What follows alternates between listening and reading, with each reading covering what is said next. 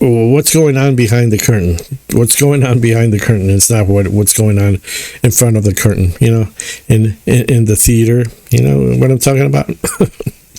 Okay, so yeah, we have the greater Israel plan, probably to do that. I would say also the commencement of South America to be gulped by these people, and they work slowly, little by little, just like I've seen it here in America. For instance, Texas. They start with a tax on garbage, where it used to be free, right? Now they charge, like $5. Okay, $5 is, fine. I'll pay it. If it'll help things ease. It's the same thing with taxes on items. It starts out with a 1%. We really need 2% because things are just, government is terrible and it's all over the place. And before you know it, you're paying 10, 12, 13% tax on food and items, just on state tax. And the same thing with the rubbish. It starts out with $5. Okay, that's okay. That sounds reasonable. I can manage $5, right? And then it's like $6. Then it's like $10. Then it goes to $15 a month. Then it just keeps going. It doesn't stop. Because all the waste and fraud going on, the corruption going behind. This is what happens when you have governments. Instead of letting a private institutions getting contracts for city garbage and so forth like that. That's what happens with waste. Waste, water, sewers, anything, for instance, that the city does. There's a ton of corruption behind you. And corruption is very expensive. It's a lot cheaper if you go with the private sector. And there's corruption there too that you got to watch out for. Corruption that they take money without really providing the service. And the Pentagon is full of that. We got all these agencies like NASA and many other agencies. They just take money like crazy. And if you don't spend that money, it has to go back to the government. So they they spend it on all kinds of crazy stuff, and they don't even know what a budget is. Most of these people in government cannot run a hot dog stand, guys. That's the way it is. So there's going to be any meaningful. Nothing came off of it this time around. I think the last time when Trump agreed to all these items, that the 10-point items that Iran demanded, Trump agreed to everything. Okay, fine. Well, where do I sign? And all of a sudden something happened, and that was forgotten. It's a way of getting out of a bad decision. A bad decision by accepting. He did this to get out of the commitment of his decision, which would have been great anyways.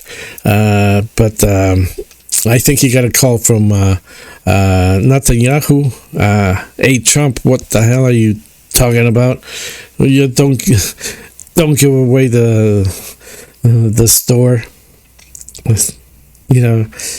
I don't agree to this, and blah blah blah, this and that, and I think this is going to carry on longer. If anything, probably through the summer, but who's to say? I certainly don't want to see that, but right now, I think if Trump would make a wise decision, the wisest decision he could make is getting rid of Rubio, Hexeth. How he can get rid of Vance, I don't know. I'm not sure how how easy it would be to remove him from office, and some of the other ones that are just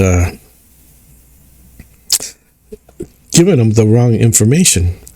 Hegseth would be the first one to go, and of course Rubio. Rubio is he just sits around. He's supposed to be the Secretary of State. What has he done? He just sits around listening to other people. If he was honest and he said deflect on his own thoughts of what to do next. If he was honest with himself, he first of all, humbling yourself, it takes a lot. If he would humble himself and become reasonable and think, who is leading this? Who am I serving?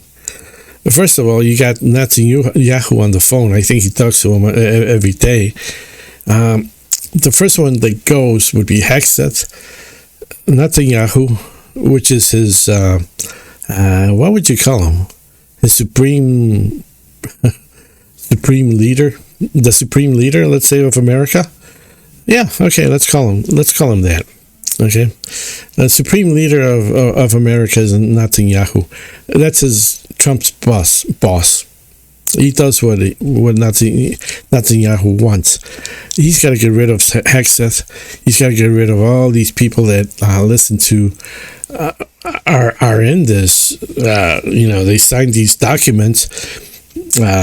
Everybody that works there, stating their allegiance to Israel. You're serving another. Wait a minute. You're supposed to be serving the U.S. and the U.S. citizens, not another country. You're freaking committing treason, and you're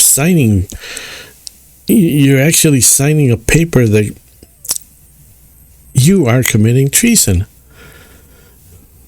You're what world are we in today? And imagine this in the 1950s, that you sign a document if you're in the White House and if you work for the president, that you are aligning allegiance with another country, even if it's a friendly country, let's say England or France.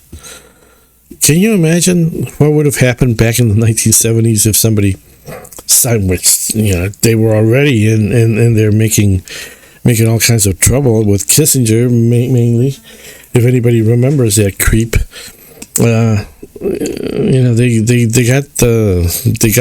they owned the government basically, and unless Trump is able to get rid of that inner circle of I don't know what they have for this country. I don't know. What is it? It's like they got some kind of a demonical to a certain country for whatever reason, which we kind of know why, and that's how the things up in the councils are, and this is what the Rothschilds wanted, and Rothschild went on BBC saying, we're the ones who created Israel, basically. Look it up, it's I'm not making this up.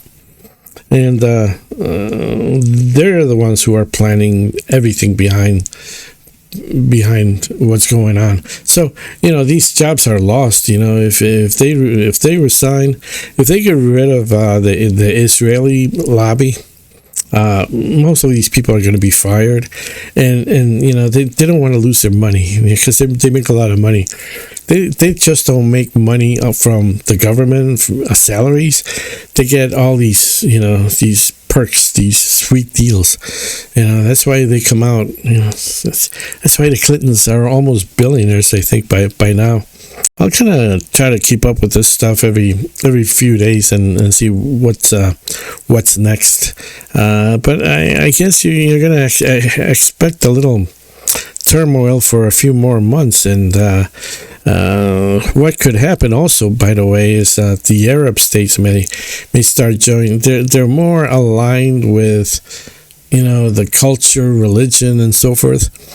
Iran may just bring in the other Arab states into joining them, and they are going to become something of that it took the U.S. a lot of time to build up those bases and friendships and relationships with these countries that are monarchies that are not. They were just put into place, basically by the British, when they allowed these families to reign over that territory rich in oil.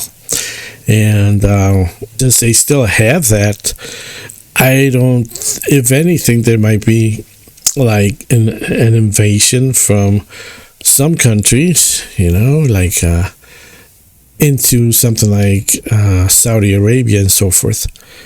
And in order to turn that spigot back to the U.S. and to help Israel regain that whole region for themselves.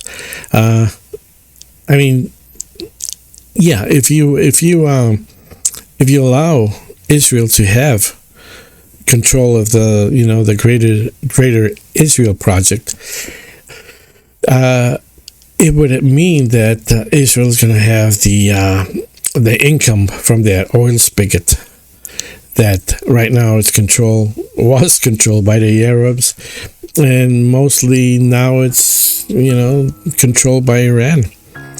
It went the other way completely. I don't think they expected that, but that's what happened. Anyways, that's all I have for today, guys. Take care. Have a good day.